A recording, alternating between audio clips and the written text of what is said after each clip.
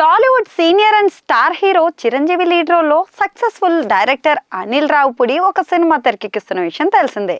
కొన్నాళ్ల క్రితం shooting start అవ్వగా ఎప్పట్లాగే Anil Ravipudi shooting jet speed లో ట్రై చేస్తున్నారు.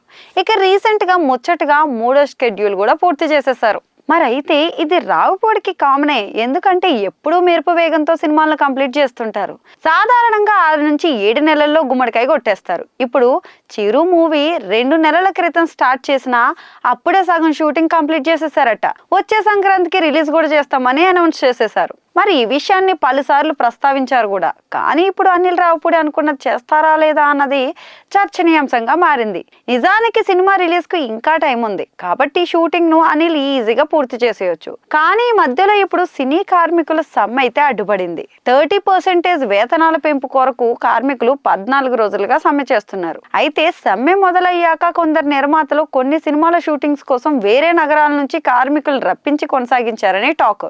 కానీ ఆ తర్వాత చాంబర్ చిత్రీకరణ నిలిపివేయాలని ఆదేశించడంతో అన్ని ఆగిపోయాయి. ఇలాంటి సిచ్యువేషన్ లో చిరు అనిల్ మూవీ షూటింగ్ కు కూడా తాత్కాలికంగా బ్రేక్ పడింది. దీంతో సినిమా కూడా వాయిదా పడే అవకాశం ఉందని ఊహాగానాలు వినిపిస్తున్నాయి. కానీ అనిల్ రావుపూడి మాత్రం తన టార్గెట్ ను అందుకునేలా ఇప్పటికే ప్లాన్ చేసుకున్నారని తెలుస్తోంది. గ్యాప్ కవర్ అయ్యేలా చూసుకుంటారట.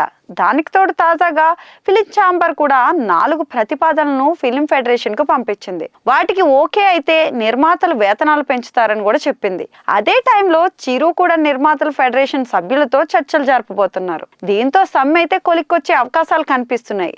అందుకే అనిల్ రావుపూడి అనుకున్నట్లే చిరు సినిమాని కంప్లీట్ చేసేలా ఉన్నారు.